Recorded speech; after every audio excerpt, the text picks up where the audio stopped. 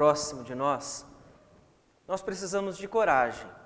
Coragem para enfrentar. Quando há uma batalha chegando próximo de nós, nós precisamos de coragem para a enfrentar.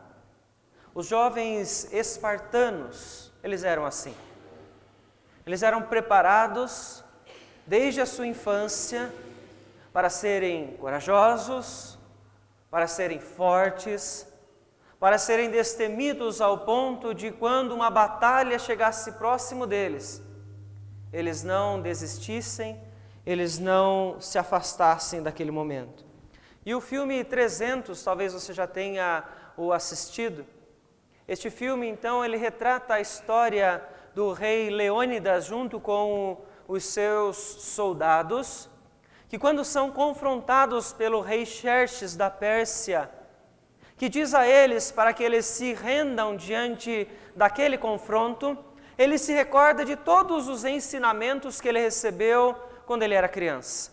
De que ele deveria ser corajoso, de que ele deveria ser forte, de que ele deveria então ser destemido ao ponto de não retroceder diante de qualquer tipo de batalha, de não desistir em qualquer momento que algum inimigo viesse para cima dele. Por isso, a famosa história então retratada neste filme dos 300 soldados espartanos, ela mostra para nós a coragem, a ousadia, a defesa estratégica, o cuidado e o auxílio mútuo que aqueles soldados tinham em cada momento da batalha que eles travam, 300 contra milhares persas que então se voltam contra eles.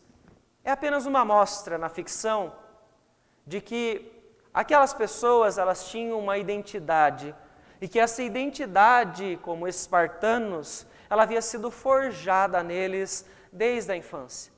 Eles foram ensinados a ser daquela forma. Eles foram ensinados a ser espartanos. Ser espartano, um jovem homem espartano deveria ser com todas aquelas características para que eles pudessem, no momento da batalha, eles estarem então preparados, com coragem suficiente para enfrentar. Hoje nós vamos iniciar uma nova série de estudos baseada na carta de Pedro, onde ele escreve dizendo à igreja que vivia então dispersa, uma igreja que vivia em meio a uma batalha, uma igreja que vivia em meio a um confronto constante e necessitava então ser forjada, ser ensinada para ela suportar o ataque das nações inimigas. Então nós vamos encontrar Pedro encorajando este povo que está espalhado por causa das perseguições, para que eles possam então enfrentar com toda a coragem e com toda a ousadia e permanecer firmes na palavra do Senhor. Este povo pode ser chamado de guerreiro. Em alguns momentos ao longo da carta nós vamos observar que eles são chamados de forasteiros, ou que eles também são chamados então de peregrinos, como é o nome da nossa série que iniciamos hoje. Que apesar então de qualquer nomenclatura, nós sabemos que eles, como povo de Deus, e assim como nós, estamos vivendo em um mundo que não é o nosso verdadeiro lar. Somos apenas peregrinos nesta terra e estamos aqui diante de uma grande batalha. E para esta batalha nós recebemos nesta noite pela palavra de Deus a convocação divina para nós todos, como aqueles irmãos, demonstrarem coragem perante todas as nações. Então eu convido você a abrir a palavra do Senhor na primeira carta de Pedro, no capítulo 1, onde nós faremos a leitura do versículo 13 até o versículo de número 21.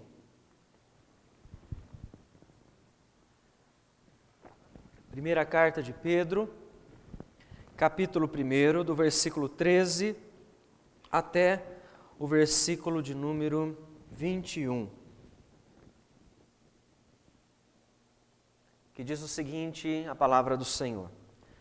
Por isso, cingindo o vosso entendimento, sede sóbrios, e esperai inteiramente na graça que vos está sendo trazida na revelação de Jesus Cristo. Como filhos da obediência, não vos amoldeis às paixões que tinhais anteriormente na vossa ignorância. Pelo contrário, segundo é santo aquele que vos chamou, tornai-vos santos também vós mesmos em todo o vosso procedimento. Porque escrito está: sede santos, porque eu sou santo. Ora, se invocais como Pai aquele que, sem acepção de pessoas, julga segundo as obras de cada um, portai-vos com temor durante o tempo da vossa peregrinação, sabendo que não foi mediante coisas corruptíveis como prata ou ouro, que fostes resgatados do vosso fútil procedimento que vossos pais vos legaram, mas pelo precioso sangue, como de cordeiro sem defeito e sem mácula, o sangue de Cristo, conhecido com efeito antes da fundação do mundo, porém manifestado no fim dos tempos, por amor de vós, que por meio dele tendes fé em Deus, o qual ressuscitou dentre os mortos e lhe deu glória, de sorte que a vossa fé e esperança estejam em Deus. Vamos orar mais uma vez? Querido Deus, em nome de Jesus, nós clamamos ao Senhor neste instante, pela Tua bênção, ó Pai, mais uma vez nesta noite, para que o Senhor fale aos nossos corações, como a Tua serva já orou ao Senhor esta noite. Peço ao Senhor, ó Deus, que nos encha com o Teu Santo Espírito, que o Senhor nos fortaleça pela Tua palavra, que o Senhor nos encoraje. Ó Deus, só Tu sabes, ó Deus, o que está no mais profundo dos nossos corações. Por isso, sonda a cada um de nós, e se há, ó Deus, algum caminho mau dentro de nós, pedimos que pela Tua palavra o Senhor venha a endireitar, ó Pai. Pedimos em nome de Jesus, ó Deus, que o Senhor, através do Teu Espírito Santo, do poder do Senhor, venha transformar cada um de nós, nos dando o conhecimento, iluminando as nossas mentes, convertendo os corações, para que muitos possam enxergar a esperança em Cristo Jesus. É no nome do Teu Filho amado, ó Deus, que nós oramos e desde já agradecemos ao Senhor. Amém, Senhor Deus. Irmãos, Pedro conduz a sua carta, as palavras, como eu mencionei, de encorajamento aos seus leitores, porque ele sabia, como diz logo no início, no capítulo de número 1, versículo 1, que eles são forasteiros da dispersão. Ele sabia que próximo deles estariam então as dificuldades.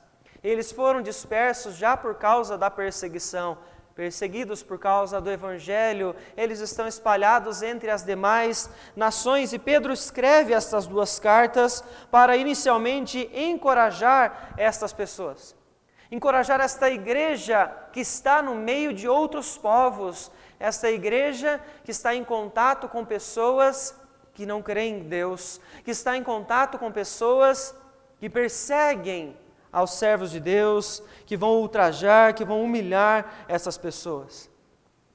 Todos nós sabemos que viver em meio às demais nações, ou viver em meio a pessoas que não servem a Deus, não é algo nada simples, é uma grande batalha. É uma batalha árdua todos os dias, porque todos os dias você encontra pessoas confrontando você para que você abandone a carreira da fé que está proposta, a carreira que você está trilhando. E por isso nós vemos o quanto é importante este encorajamento em meio à batalha. E Pedro, inicialmente, do versículo 1 até o 12, ele traz à igreja uma consciência. A consciência de que, se necessário fosse, como diz o versículo de número 6, por breve tempo aquele povo, a igreja, seria contristada com várias provações. Ele traz então a consciência para a igreja de que, se for preciso, Deus vai permitir o seu povo passar por provas, vai permitir que o seu povo passe por um momento onde ele será forjado, para que assim ele encontre a sua verdadeira identidade e possa servir ao Senhor. Pois as provações, elas servem para isso, para forjar o nosso coração, para lapidar cada um de nós. E Pedro, então, diante daquele povo que está em meio às nações pagãs, ele lembra para eles: olha, vocês podem passar por provas, mas não se esqueçam que isso é propósito de Deus para fortalecer e provar a fé de vocês, para que vocês não abandonem o caminho, para que vocês continuem firmados em Cristo Jesus. Por isso, então, ele traz esta consciência para que eles identifiquem quem eles são perante o Senhor. Sejam guerreiros, sejam forasteiros, sejam peregrinos. A imagem que nós formos usar, nós vamos lembrar, então, que é um povo que está a serviço do reino, que está a serviço do Senhor que nos chamou. Então, veja, observando esta imagem de uma guerra, observando a imagem de soldados, Pedro está escrevendo para aqueles que estão prestes, com as suas armas na mão, a confrontar os inimigos que estão próximos. Mas como peregrinos, soldados peregrinos, não pertencem a este lar, não pertencem a este local, são cidadãos dos céus. O nosso lar está no céu. E, portanto, os cidadãos dos céus devem combater o bom combate para honrar o seu Senhor, para honrar o seu país de onde procedem.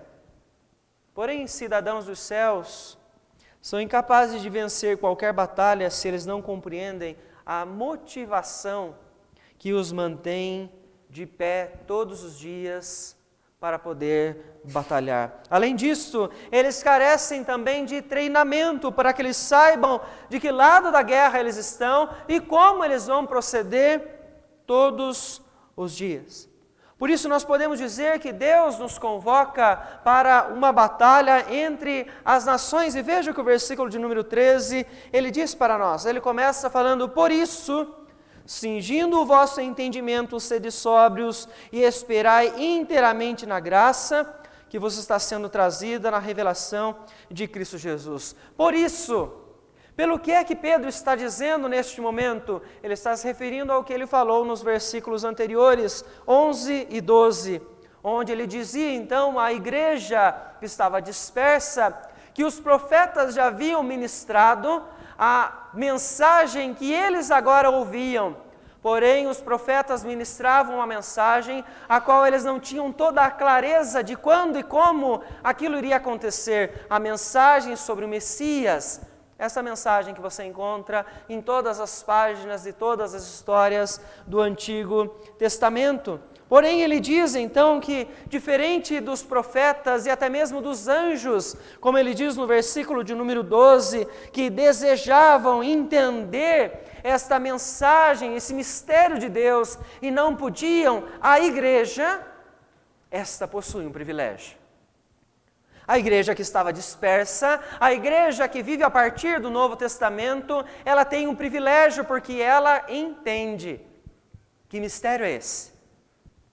Ela entende muito mais do que os profetas eram capazes de entender. Porque nós temos a revelação clara sobre Cristo Jesus. E, portanto, a nós, geração que vivemos neste ano, Deus nos convoca para uma batalha entre as nações, lembrando a nós que temos um privilégio de saber sobre o mistério de Deus na revelação de Cristo Jesus. Por conta deste mistério, que é para nós um privilégio, que é tão claro para nós, o que Jesus Cristo veio fazer e para que e a quem Ele vem então oferecer esta vida, Pedro nos ensina que é dever de todo cristão reconhecer quem ele é, qual é a sua identidade como um soldado neste mundo e então assumir uma postura coerente. Ele fala isso porque nós estamos em uma batalha. Somos soldados peregrinos e precisamos entender quem nós somos em Deus para nós podermos então servir ao Senhor de maneira coerente a este chamado que Ele traz para nós. E por isso, versículo 13, ele começa dizendo: por isso, cingindo o vosso entendimento, sede sóbrios e esperai. Cingir é a mesma imagem que o Senhor Jesus usa em Lucas, no capítulo 12, versículo de número 35. Cingir nada mais é do que o ato de pôr a cinta, ou seja, amarrar a cintura, de colocar uma cinta sobre algo, ou atar com um cinto. Por que ele usa esta imagem? Porque a vestimenta que aquelas pessoas utilizavam, possivelmente ainda no Antigo Testamento, e por serem descendentes dos judeus, eles têm esta imagem clara na sua mente, quando eles precisavam se movimentar para realizar qualquer trabalho físico, eles se cingiam. Ou seja, a túnica era longa até os pés, e eles pegavam as pontas daquela túnica e eles prendiam ao cinto. Ou seja, cingiam então ao cinto, prendiam ali, para quê? Para que eles tivessem uma melhor movimentação. Ou seja, ao passo que cingir-se então é você estar preparado para se movimentar, preparado para a ação. Pedro está dizendo, por conta do privilégio que vocês têm, cingindo o vosso entendimento. Então ele está dizendo sobre o entendimento e não sobre as nossas roupas. Ele diz, preparem a mente de vocês. Deixem a mente de vocês pronta para a ação. Para quando for necessário, vocês já sabem o que devem fazer. Isto é, preparação para a batalha. Porque Pedro está falando aqui que nós, como povo de Deus, vivemos entre as nações, mas para confrontar, para batalhar contra os inimigos, eu preciso estar preparado, porque caso contrário, qualquer flecha que o inimigo venha atirar à minha direção, se eu não estou preparado, eu não sei manusear um escudo. Eu não sei batalhar se me derem uma espada, se eu não for preparado para isso. Qualquer soldado em batalha precisa saber manusear as armas para ele vencer o inimigo que está à sua frente. Caso contrário, então, isto não é possível. Então veja que ao corpo que está então preparado, como ele está usando esta imagem, a mente, o entendimento também deve estar preparado, mas como? Como esta mente está preparada para travar as batalhas? Sede sóbrios e esperai inteiramente na graça que vos está sendo trazida na revelação de Jesus Cristo. Duas coisas. Ser sóbrios. Sobriedade, nós podemos chamar aqui de autocontentamento. Ou seja, ser sóbrios é estar contente com tudo, com a circunstância que nós estamos. Por que a sua mente precisa estar contente com o que você tem hoje? Com o que você vive hoje? Com aquilo que Deus permitiu você ter? Caso contrário, você não está contente, o mundo chega até você com um leque de possibilidades e ele te oferece tantos produtos que se você não está contente em Deus, facilmente aquilo que o mundo te oferece, você vai pegar. Porque aquilo parece mais atrativo para você. Porque aquilo parece mais interessante do que a vida que você está tendo diante de Deus. Ou seja, ele está dizendo, sejam sóbrios, preparem a mente de vocês para que vocês entendam o que é contentamento em Deus. Porque o mundo está oferecendo. O mundo está batendo a nossa porta nos nossos relacionamentos, né? Conhecemos tantas pessoas que não servem a Deus e por vezes chegam assuntos que não são agradáveis a Deus, você sabe que aquela pessoa está vivendo aquilo, e de repente ela traz a você como um oferecimento de uma vida tão bonita, que aos olhos daquela pessoa parece que é a melhor coisa que existe.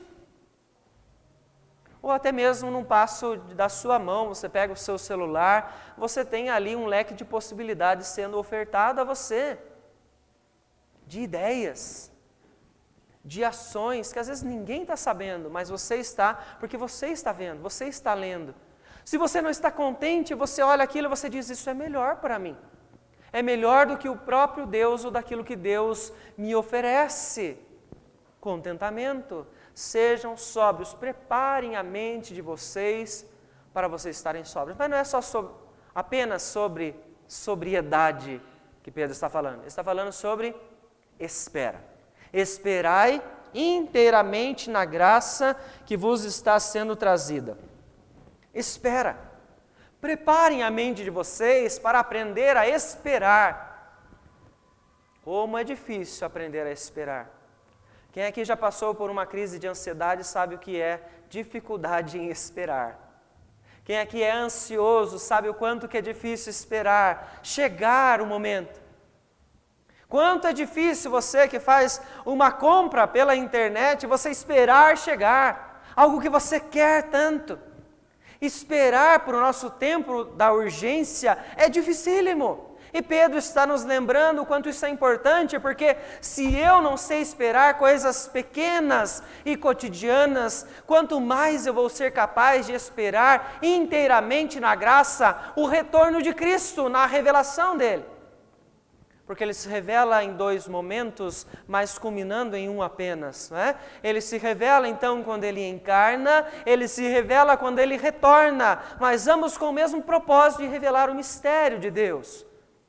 Do plano da salvação, o plano da redenção, para que os eleitos possam se entregar ao Senhor. Então ele está dizendo aqui, sejam pacientes. Preparem a mente de vocês para serem pacientes. Imagine você em meio a uma batalha onde você não é paciente. Onde você tem um inimigo mais numeroso, um inimigo às vezes mais corajoso do que você, um inimigo mais ousado do que você, e ele chega diante de você e a única coisa que você tem a fazer é orar, é esperar. Se nós não sabemos esperar em Deus, esperar o tempo do Senhor, nós não saberemos como vencer as batalhas cotidianas e muito menos seremos capazes de aguardar o retorno de Cristo. Nós vamos abandonar o caminho. Assim como a igreja no primeiro século, que achava que Jesus Cristo estava prestes a voltar, eles estavam desesperados pela segunda vinda, ao passo que na carta aos Tessalonicenses, Paulo tem que lembrar a eles que a volta de Cristo ainda não aconteceu, que vai acontecer. E que, portanto, há esperança para todos que têm fé nele, até mesmo para aqueles que já partiram aos mortos, há esperança, por isso ele diz, confortem uns aos outros, porque chegará o dia em que o Senhor Jesus, então, ele vai voltar. Mas quando Pedro diz esperar inteiramente, ele está dizendo de forma perfeita, ou seja, de forma completa. Se é completa, é perfeito, não tem espaço para mais nada. Ou seja, não tem espaço para que essa esperança, essa paciência, ela venha a ser desconstruída por qualquer coisa, por qualquer desejo, por qualquer ideia. Você que está esperando inteiramente na graça do Senhor Jesus, você vai se manter firmado no Senhor. E é isso que ele está falando para nós. Há uma convocação divina para nós nesta noite, de que nós devemos então nos preparar para esta batalha. É preciso preparar a minha mente, é cingir o meu entendimento, é preparar o meu conhecimento, para que na hora da batalha eu esteja pronto para agir. Para que na hora que o inimigo se levantar, para que na hora que você for então tentado, você estar pronto para isso. É não permitir que o mundo molde a sua vontade. Que o mundo venha a ditar a você o que é que você tem que fazer. Para que não sejam os influencers a direcionar como é que você tem que levar a sua vida, como é que você tem que cuidar da sua casa, como é que você tem que viver no seu casamento, mas que seja Deus a cada instante trilhando e direcionando você para que você possa honrar a Ele, porque você é um soldado peregrino. Um soldado que está em guerra, mas que está em um mundo que não é ainda o seu lar. Pois você é um cidadão dos céus. E este lar, então, está preparado para nós, e nós ansiamos o dia em que o Senhor Jesus vai se revelar na segunda vinda e vai, então, nos levar. Somos peregrinos, forasteiros, estamos em uma terra estranha, almejamos chegar lá, no nosso lar, voltar para o nosso lar, voltar para junto do nosso Deus, onde não haverá mais choro e ranger de dentes, pois não haverá o pecado nos impedindo de chegar à presença do nosso Senhor. Como nós sempre falamos, estamos de passagem. Isto é breve. É breve e momentânea a tribulação, o sofrimento presente comparado à glória do porvir. Porque vai ser maravilhoso, nós ansiamos por esse dia, mas enquanto isso não chegar, a nossa mente tem que estar alerta, a nossa mente tem que estar pronta e preparada para qualquer aproximação do perigo. O perigo chega próximo de qualquer animal selvagem, ele está em alerta, ele sabe, ele não baixa a guarda em momento algum, e no momento em que ele baixa a guarda, o que acontece? Ele é atacado, ele é ferido, ele é morto. Por isso eu preciso estar alerta. Por isso eu preciso cingir o meu entendimento, sendo sóbrio, me contentando e esperando no Senhor a todos os momentos. A palavra do Senhor em Jeremias, capítulo 32, versículo de número 40, ela nos lembra que o Senhor fará uma aliança eterna com o seu povo. Fala ainda para eles com um tom de promessa, mas para nós já sabemos que é algo concretizado em Cristo e prometido então a sua plenitude no retorno do Senhor Jesus. Aliança essa que é baseada na graça. Quando você olha para o Antigo Testamento, você observa os israelitas quebrando a aliança com o Senhor a cada instante pela desobediência, porque a aliança então que eles tinham para com o Senhor era uma aliança onde eles deveriam obedecer àquela lei, e eles não eram capazes de fazer isso a todo instante, e esta é a função da lei, como Paulo fala aos Gálatas. É mostrar a cada um de nós o quanto nós dependemos e necessitamos de um Salvador. Porque nós somos pecadores, porque nós somos falhos. Mas o Novo Testamento traz para nós a nova aliança em Cristo Jesus, onde nada do que nós fizermos será capaz de desfazer esta aliança feita através da cruz de Cristo Jesus. A convocação divina nos lembra que nós possuímos um privilégio de entender sobre o mistério de Deus, da redenção em Cristo Jesus, antes ainda anunciado pelos profetas, mas agora muito claro para nós. E por isso, nós devemos ser fervorosos na fé e vigilantes, preparados para qualquer ação quando o Senhor nos chamar para isso. Mas você observa então que Pedro, ele sai do versículo de número 13, da sobriedade e da paciência, e ele passa então a um procedimento, como ele fala no final do versículo de número 15, um procedimento de obediência, de santidade e de temor. Veja só, então ele começa dizendo no versículo de número 14, como filhos da obediência, não vos amoldeis às paixões que tinhas anteriormente na vossa ignorância.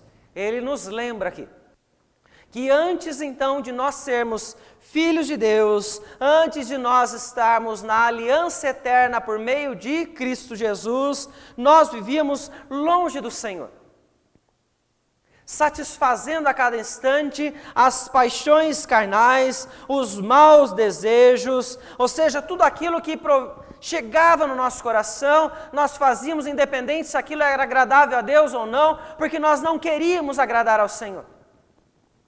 Mas ele está dizendo agora que nós vivemos hoje, não mais como filhos da desobediência, mas como ele diz no versículo 14, filhos da obediência.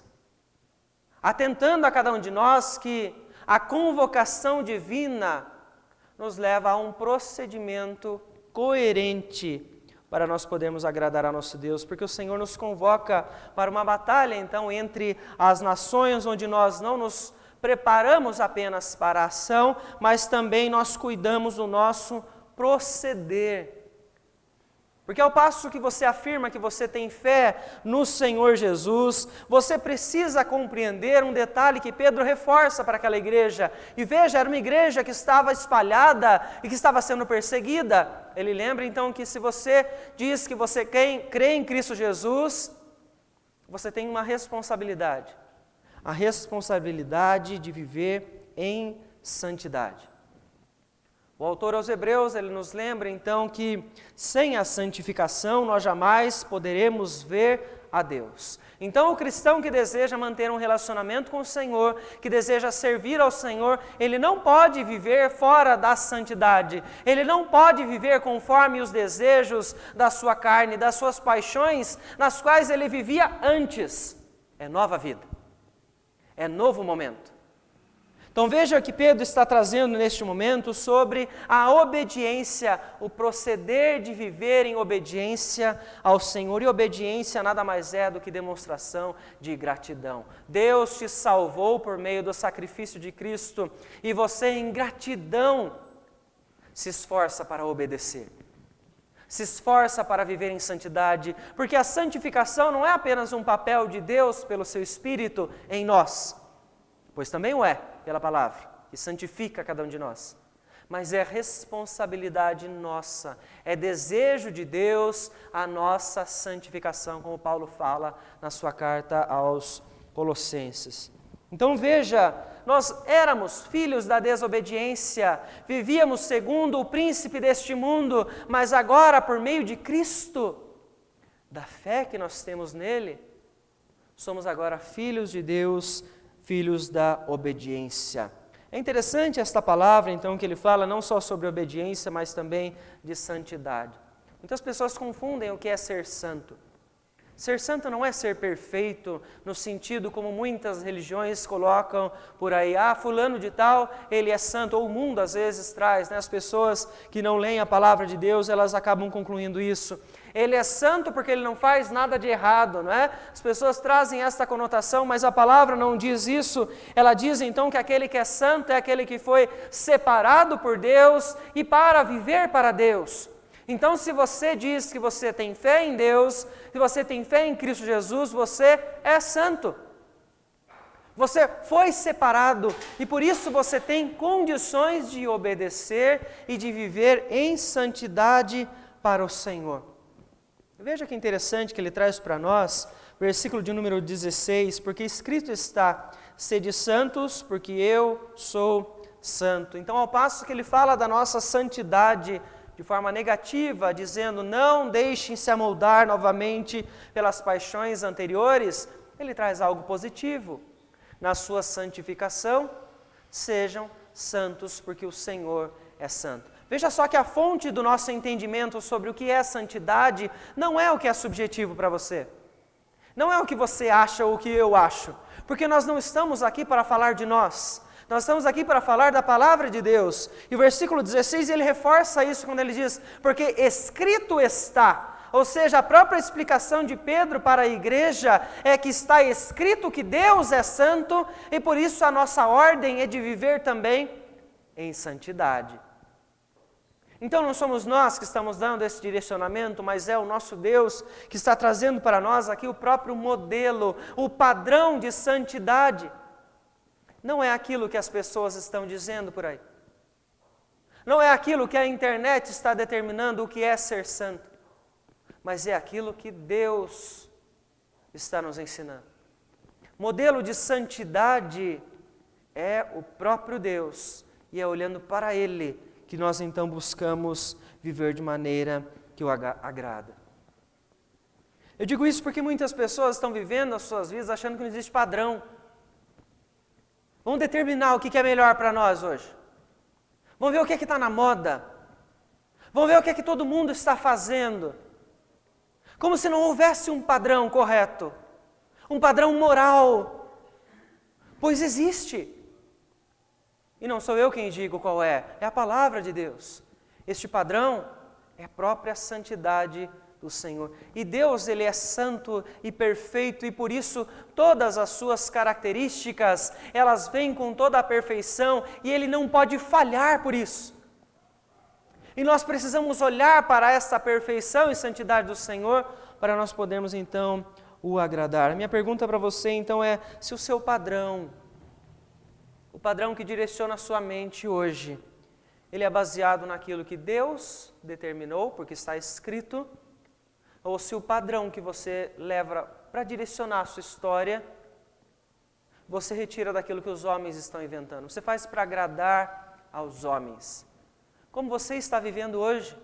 Porque existe um padrão dentro da sua mente, apesar de você dizer que não existe, porque você está criando a sua própria ideia de o que é viver de forma correta, porque você, se não está olhando para a palavra, você está determinando aquilo que o seu coração diz que é o melhor, e este vai se tornar o seu padrão. E por isso que Paulo pergunta aos Gálatas, no capítulo 1, versículo 10, a quem devemos agradar? A Deus ou aos homens? A quem você está querendo agradar? Você quer agradar a Deus ou você quer agradar aos homens? A resposta está no seu coração. É só você analisar qual padrão está direcionando a sua vida. Porque nós estamos aqui recebendo uma convocação divina, porque há uma batalha para os eleitos de Deus, há uma batalha para aqueles que têm fé, porque o Senhor está dizendo então que há todo um processo que nós passamos de preparação para nós podermos então proceder de maneira coerente. Porque como nós somos no nosso interior, nós devemos também externalizar isso. Não existe crente que seja convertido em Cristo Jesus e que você olhe para a vida dele e você não encontre uma atitude que esteja coerente com a palavra de Deus. No contrário, a palavra nos diz que devem ser todas, ou a maior parte das nossas atitudes, coerentes com aquilo que nós dizemos acontecer no nosso interior. Se você já disse que crê em Cristo, se você já professou a sua fé no Senhor Jesus, aquilo que você vive representa o que está acontecendo no seu coração. Aquilo que você fala representa aquilo que existe dentro do seu coração. Mas veja, então, não é só sobre obediência e santidade que nós vemos Pedro dizer aqui. No versículo de número 17, ele nos diz então que é impossível aquele que serve ao Senhor em santidade, em obediência, ele fazer isso sem temer ao Senhor. Versículo 17, ele diz, ora, se invocais como Pai aquele que sem acepção de pessoas julga segundo as obras de cada um, portai-vos com temor durante o tempo da vossa peregrinação. Nós somos peregrinos, soldados peregrinos, então nós estamos em guerra, mas estamos em guerra em uma terra que não é nossa, e nós estamos aqui para honrar o nosso país e o Senhor na nossa terra, que é o nosso Deus. Terra qual esta ele promete que nós um dia viveremos nela, mas enquanto isso não chegar, esperem pacientemente, que isso está chegando, mas vivam no proceder correto, temendo ao Senhor a cada instante. E é este, que não é o Senhor de qualquer pessoa, é somente daqueles que o chamam, ou que o invocam, como o versículo 17 diz, como Pai. Quando nós falamos aqui sobre a oração do Pai Nosso, nós iniciamos com essa expressão, porque é assim que ela começa, e nós lembramos então que aquele que faz aquela oração, ele é apenas aquele que já foi transformado a filho. Porque ninguém pode chamar Deus de Pai se ele ainda não deixou de ser criatura e passou a ser filho de Deus. Então você invoca Ele como Pai, então viva como um filho. Viva de forma coerente no seu proceder. Isso só pode acontecer se você entende quem é o Deus que você serve. Isso vai gerar temor em você. Quando você lê o Antigo Testamento, você é capaz de observar como Deus é um Deus de amor, de bondade, de misericórdia, mas é também um Deus de justiça. Em vários momentos, as Escrituras nos mostram Israel desobedecendo ao Senhor. Nos mostram os reis sendo totalmente idólatras, se afastando de Deus e Deus agindo naquele momento. Ele não poupa aqueles que conhecem a verdade. O Antigo Testamento mostra que ele levava para eles opressão, ele permitia isso, porque ele é um Deus justo, ele não pode fechar os seus olhos à iniquidade, principalmente a iniquidade do seu povo que conhece a verdade. Deus é justo. Quando você volta para as Escrituras e você encontra-se com esse Deus justo, com esse Deus que pesou a sua mão de formas diferentes como Ele demonstra hoje a sua justiça a nós, você pensa 2, 3, 4 vezes antes de pecar contra o Senhor.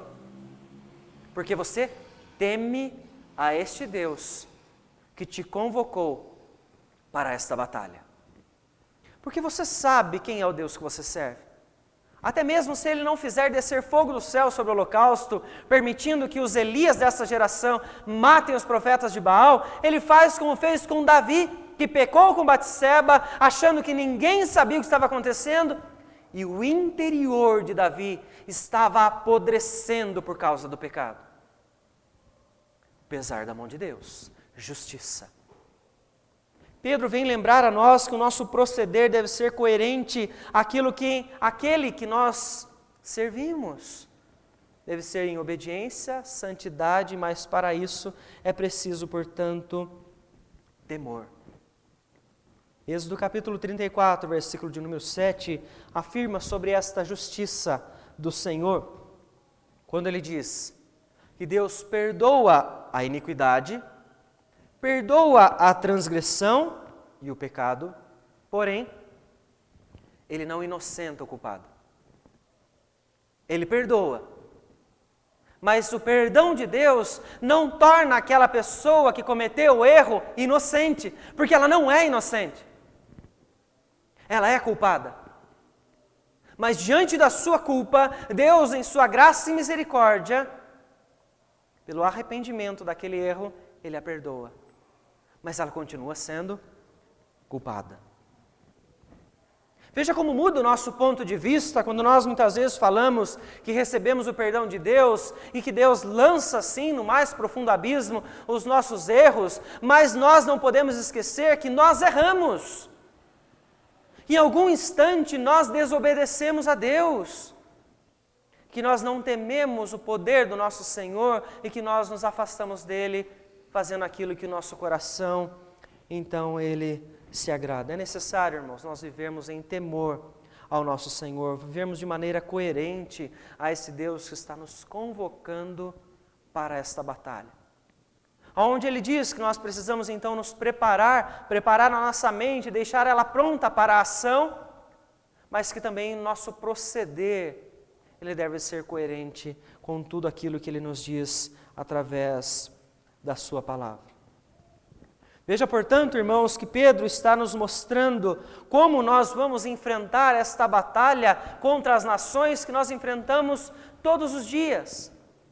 Mas é por isso, então, que nós observamos aqui no final do texto a maior motivação para aquele que está em constante guerra, a perfeita motivação que é Cristo Jesus. A partir do versículo de número 18, então Pedro vem trazer essa explicação para nós.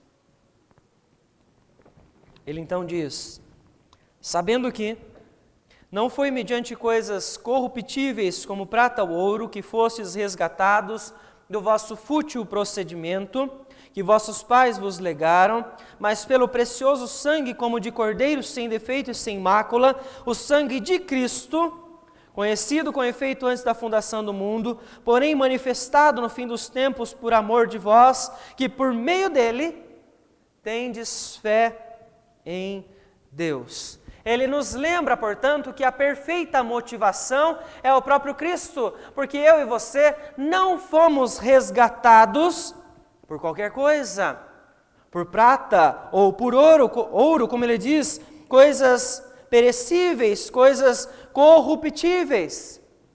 Talvez uma comparação daquilo que acontecia no Antigo Testamento, quando eles então recebiam o perdão através do sangue dos animais, havia o sacrifício dos animais, e eles recebiam aquele perdão, e aquilo era algo periódico, e por isso, todas as vezes o sacerdote, ele deveria ir diante de Deus, para eles clamarem pelo perdão do Senhor, novas e novas vezes, mas nós fomos resgatados pelo sangue precioso de Cristo Jesus. Isso não é periódico, é uma vez por todas, é um sacrifício eterno e eficaz para todo aquele que nele deposita a sua fé.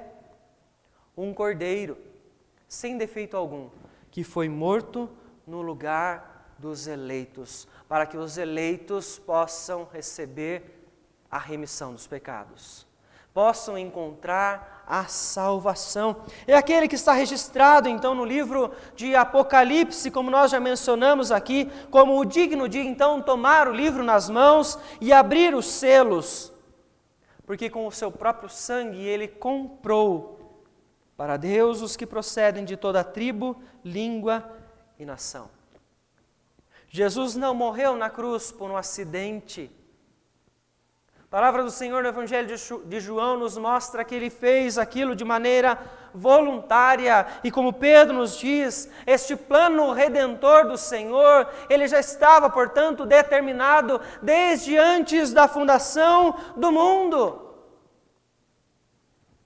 Para poder, então, trazer a salvação, pelo pleno conhecimento e o mistério da soberania, da onisciência de Deus. Este plano, portanto, ele já estava preparado desde antes da fundação do mundo, para que então nós cheguemos ao momento do fim de toda a história. Para culminar então no momento que nós, criação de Deus, tornados filhos do Senhor pelo sangue de Cristo, vamos poder desfrutar novamente da presença do nosso Senhor.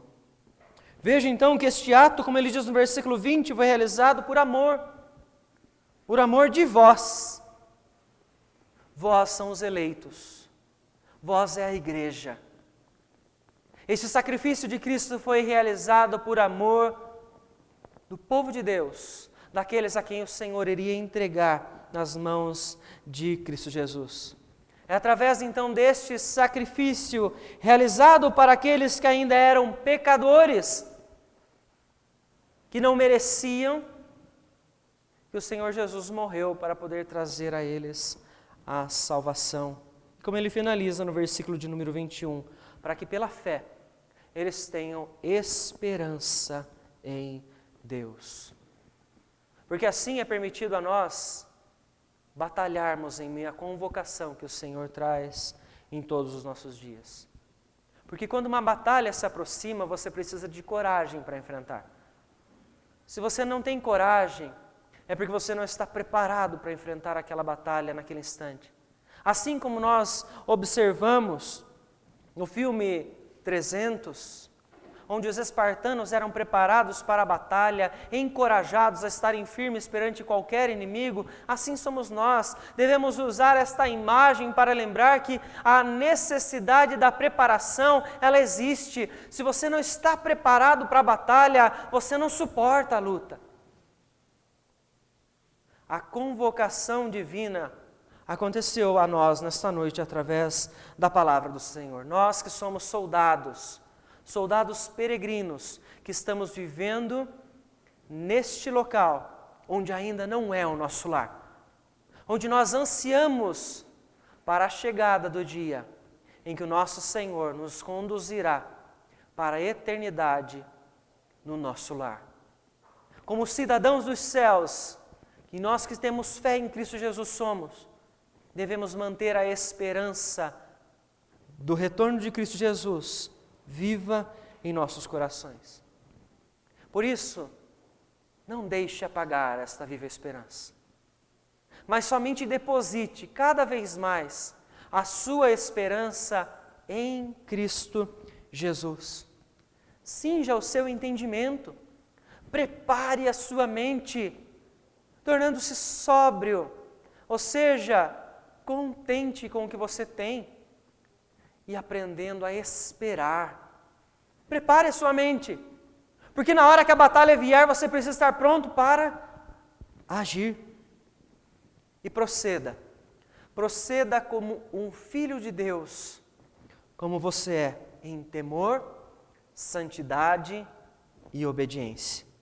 E jamais se esqueça que você é um soldado peregrino que está em constante teste para aperfeiçoamento, para que você se torne um soldado melhor cada vez mais, com a possibilidade de honrar e glorificar ao seu Senhor e honrar o país para onde você vai.